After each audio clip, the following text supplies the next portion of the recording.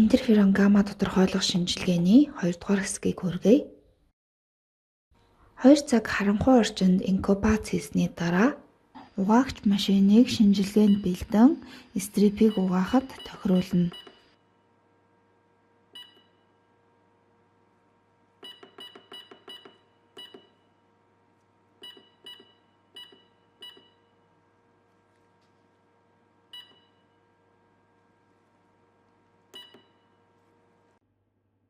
Минут дуусны дараа стрипийг угаагч машинаар 400 макролитр бүв бүр усмалаар 6 циклээр угаана.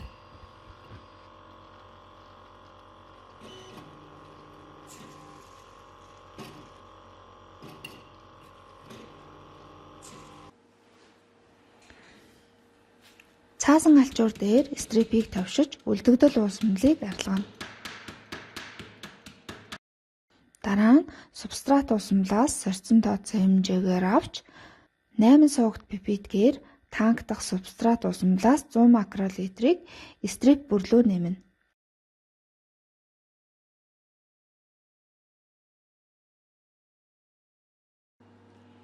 Нэг минут холин нэн даруй нарны гэрлээс хааж таглан 17-оос 27 хэмт 30 минут инкубацлана.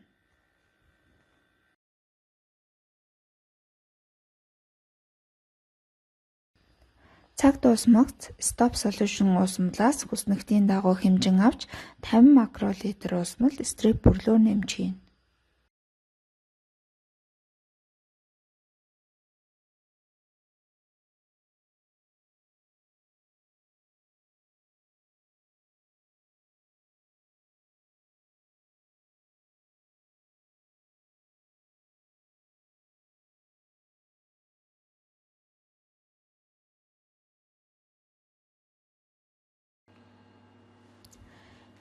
ELISA уншигч машинд хийж 1 минут холино.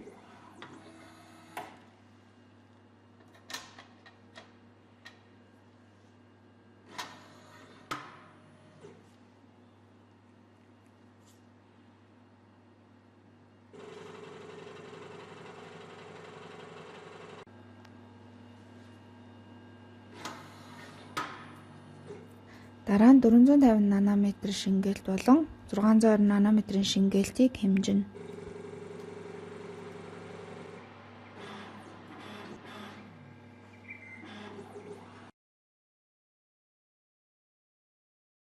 Мэдээллийг флаш дискэнд хуулж авна.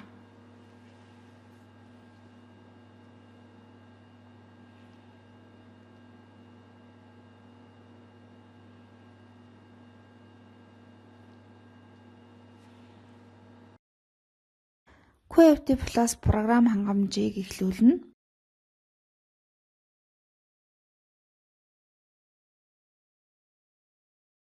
Уншигч машинаас хуулж авсан өгөгдлийг тооцоолж програмд шилжүүлнэ.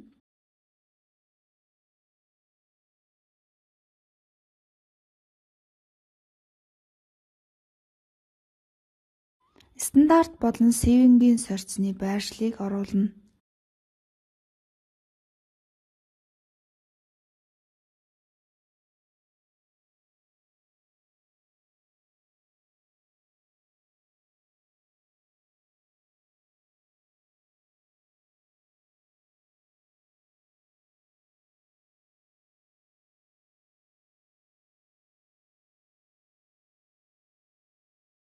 Тооцоолол хийж шинжилгээний үр дүн гарна.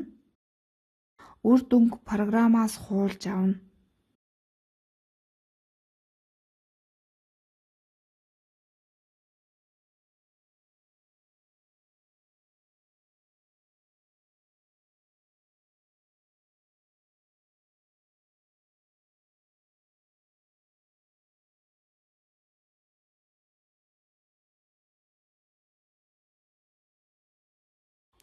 Стандарт утгыг ELISA QC чанарын хяналт хийж шинжилгээ үнэн зөв явсныг шалгана.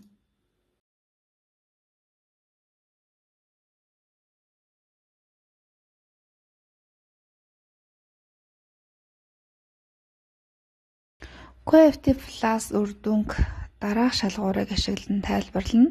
Үр дүнг тайлбарлахад маш төвөгтэй. Гэхдээ програм автоматар боломжтой үр дүнг тодорхойлж гаргана. Шинжилгээний хариу эерэг, сөрөг болон тодорхойлох боломжгүй буюу шинжилгээг давтан хийх шаардлагатай гэсэн хариу гаргана.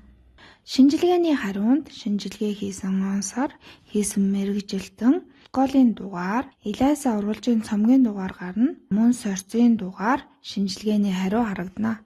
QFT+ шинжилгээний давуу тал нь тухайн үеийн цуснаас сүрээгийн халдварыг илрүүлэх, сүрээгийн BCG вакцинжуулалтын байдал уг шинжилгээний үр дүнд нөлөөлдөггүй буюу хуурамч эерэг хариу гаргахгүй, сүрээгийн арсны сорилттой харьцуулахад мэдрэг чанар 84%, өвөрмөц чанар 99%, сүрээгийн шинж тэмдэг илэрсэн эсвэл с ิจ гтэй тохиолдолд ялгаа онцлогоо хийх боломжтой, уушигны болон уушигны бус бүх хэлбэрийн сүрээгийн халдварыг онцлно.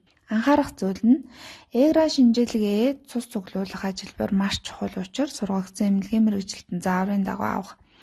Цусны сорьцыг буруу тээвэрлэх, шинжилгээний зааврыг мөрдөхгүй байх, тухайн хүний цусны эргэлтийн интерферон гаммагийн төвшин ихсэх эсвэл гетеропил эсрэг бий байх, цусны сорьц авахаас эхлээд инкубацийг хүртэлх хугацаа хэтрэх, цус хадгалах үеийн зааврыг мөрдөөгүй, лабораторийн боловсруулалт удаашрах, ELISA-тай холбоотой үеийн алдаа, тоног төхөөрөмж гэмцэн үед алдаа гарах магадлалтай байдаг.